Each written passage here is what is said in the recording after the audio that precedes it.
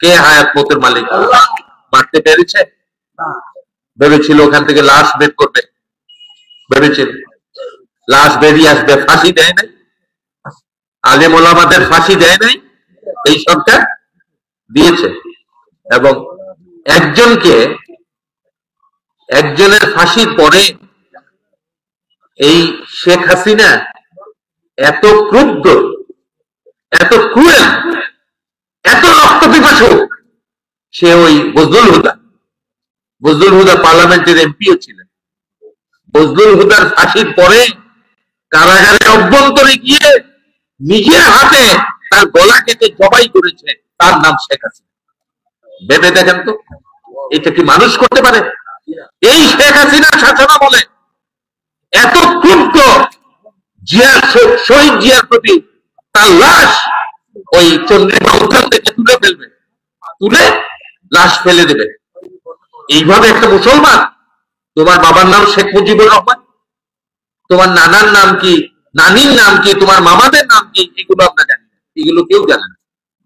গোপন করার কারণ কি? কেন?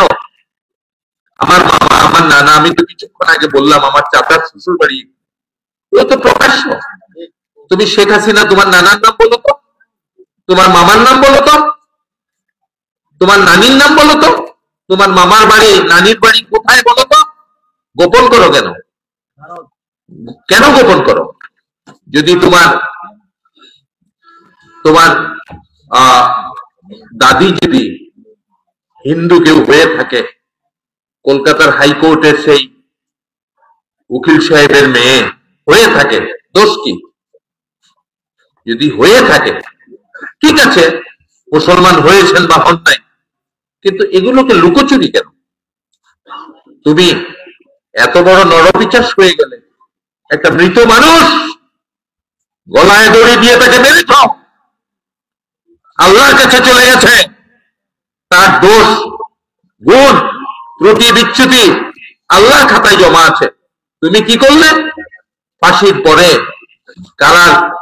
কারাগারের কপাট খুলে দিলে, তুমি ঢুকলে তোমার অনেকগুলো গাড়ি নিয়ে, জল্লাদদের নিয়ে, দস্যুদের নিয়ে, ডাকাতদের নিয়ে, লাশের মুখ উল্টিয়ে দেখলে নিথর নিস্তব্ধ লাশ পড়ে আছে। ফাঁসির পরে যা হয়, চাকু নিয়ে জবাই হইল তার।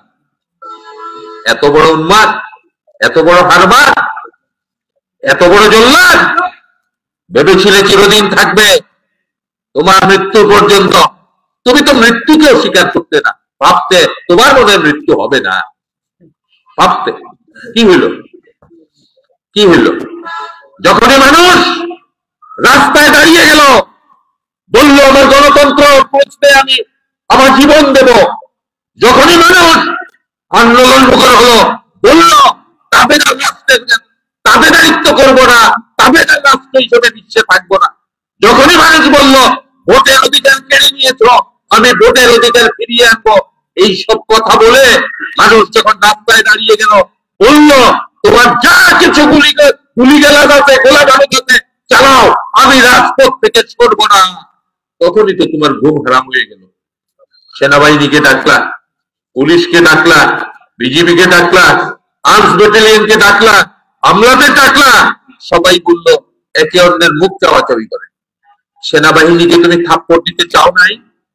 সেনাবাহিনী প্রধান ওয়াকারুজ্জামান তোমার ছোট ভগ্নিপতির স্বামী নয়? তারা তো আপনার চেষ্টা করলো, কি হইল? লাভ কি হইল? তুমি 3000-এর মতো মানুষকে তুমি মেরেছ, এর মধ্যে প্রায় অর্ধেক বিএনপি, ছাত্রদল, যুবদল, স্বেচ্ছাসেবক দলের কর্মীরা। তারা রাজপথে দাঁড়িয়ে গেল, একের পরে গুলি হলো। ইয়েতে মোবাইলে দেখেন নাই, স্বরাষ্ট্রমন্ত্রীকে এক পুলিশ কর্মকর্তা বলছে একজনকে গুলি করি, সে মরে, অন্যরা লড়ে না,